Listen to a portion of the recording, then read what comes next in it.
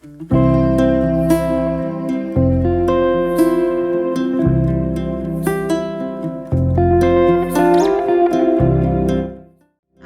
ó, eu começo falando para vocês, começo mostrando para vocês esse quadro, que ele é um quadro bem comum dos livros de biologia, de ginecologia também, mas de biologia básica, tá certo? Esse quadro, eu utilizo ele para falar das fases do ciclo e para explicar de forma bem didática, porque ele vai juntar aqui o ciclo ovariano, ele vai juntar aqui a temperatura corporal, que a gente pode chamar de temperatura basal, dependendo do momento em que você aferiu essa temperatura, tá? E da forma como você aferiu, a gente fala disso, já já eu volto para isso. Fala do ciclo dos hormônios, fala do ciclo dos hormônios hipofisários, dos hormônios ovarianos, e fala aqui do ciclo endometrial. Olha aqui o endométrio, né, nas suas fases ao longo do ciclo. Ele coloca um ciclo de cerca de 28 dias, com a ovulação acontecendo por volta do 14º dia, com o dia 1 do ciclo, ele coloca aqui dia 0, né, porque significa o dia em que começa, é o dia 1, tá? O dia que começa a contagem do ciclo, é o período menstrual, tá? Assim que chega a menstruação, é considerado o dia 1 do ciclo. Então, eu acho ele bem didático, porque ele agrega muitas coisas. Então, esse é o ciclo menstrual, como ele é apresentado originalmente e apenas dessa forma. Esse ciclo menstrual aqui, como eu disse, ele tem duas fases, e só são duas fases, tá certo? Tudo que ocorre antes da ovulação é pré-ovulatória, ou também pode ser chamada fase folicular. Essa fase folicular vem dessa definição de que o folículo está amadurecendo aqui, ó, o folículo ovariano amadurecendo. Mas também pode ser chamada de fase proliferativa. Por quê? Porque o endométrio está crescendo, porque o endométrio está proliferando, tá? Depois que a ovulação acontece, entra em cena uma estrutura chamada corpo lúteo, e é esse corpo lúteo que vai responder pela produção de um hormônio maravilhoso, fantástico, chamado progesterona. Veja que a primeira fase é uma fase sob julgo de um hormônio chamado estrógeno, tá? E a segunda fase sob julgo da progesterona. Esses hormônios, eles são complementares e têm ações um pouco diferentes, tá? Mas que se complementam. E aí, na fase lútea, depois que a gente ovula, como eu disse, esse corpo lúteo vai estar sob a guarda da produção dessa progesterona, e essa fase lútea, aqui, ó, é chamada de fase lútea por causa dessa dominação do corpo lúteo, mas ela também pode ser chamada de fase pós-ovulatória, tá? Ela é fixa durando aproximadamente 14 dias, com pequenas variações. Já a fase folicular é uma fase que não tem muitas variações, não, tá? É uma fase, desculpe, já a fase folicular é uma fase que tem muitas variações, eu quis dizer, a fase lútea é uma fase fixa com poucas variações, a fase folicular é uma fase, sim, que ela sofre as variações do meio, é uma fase que tem uma duração que pode ser maior do que essa duração de 14 dias, ou menor um pouquinho do que essa duração de 14 dias.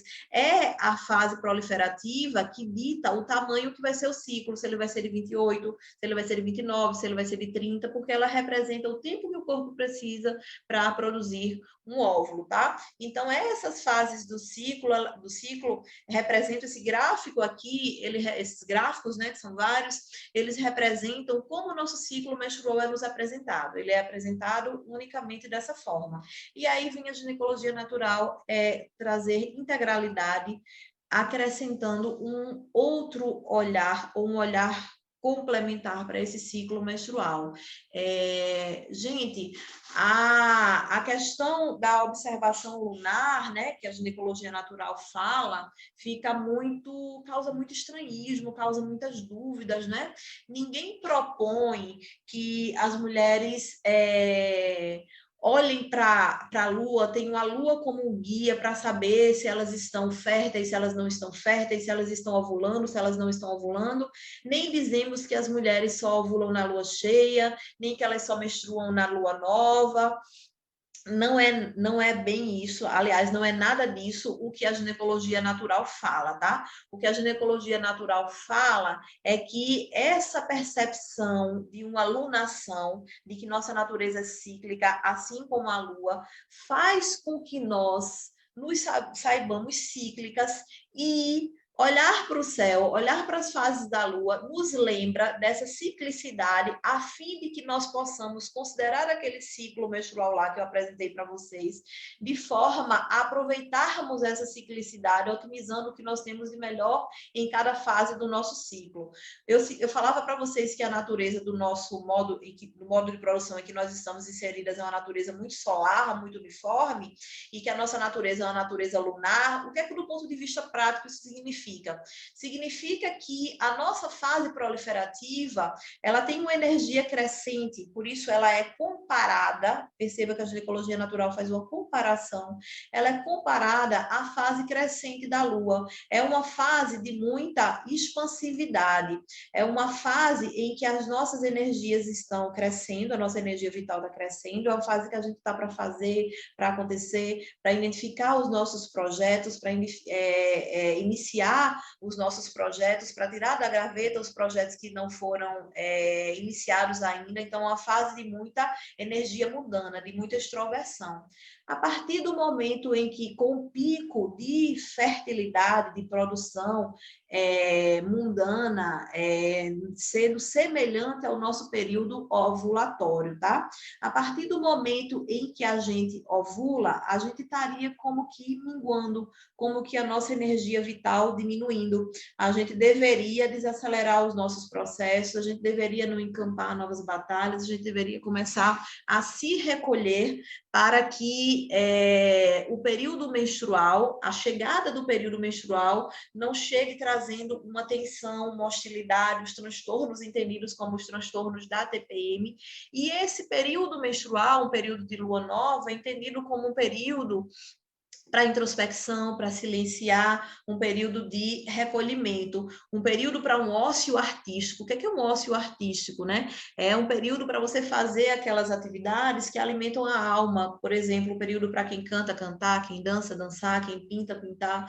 É um período para que você desenvolva atividades que não estão em busca de uma remuneração ou que você está fazendo por uma obrigação, mas aquilo que realmente vai abastecer a sua fertilidade. Por quê?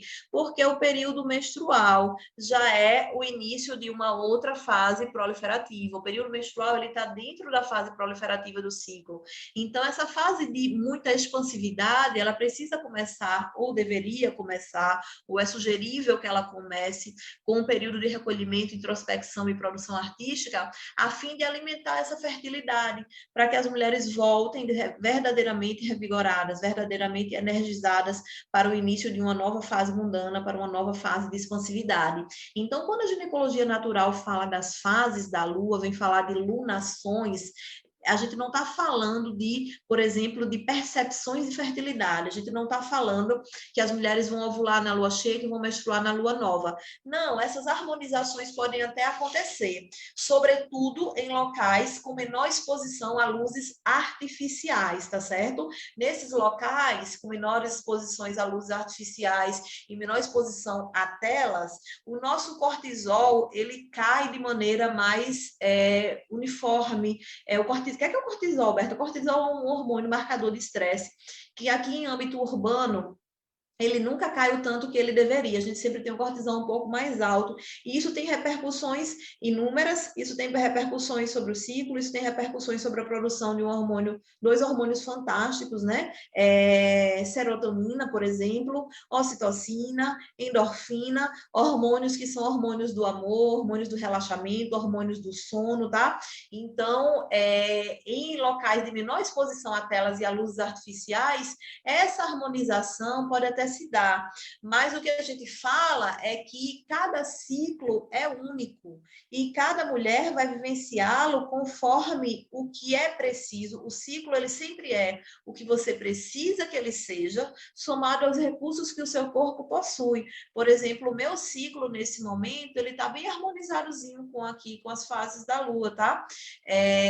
Mas isso não significa que ele vai harmonizado no sentido de minha fase proliferativa na lua crescente, minha ovulação em torno da lua cheia, minha fase minguante ou fase lútea na lua minguante, minha menstruação foi agora na lua nova, mas isso não significa que esse seja o ciclo, que existe um ciclo correto, que exista um ciclo errado e que o meu ciclo seja sempre assim, ou vá se comportar sempre assim.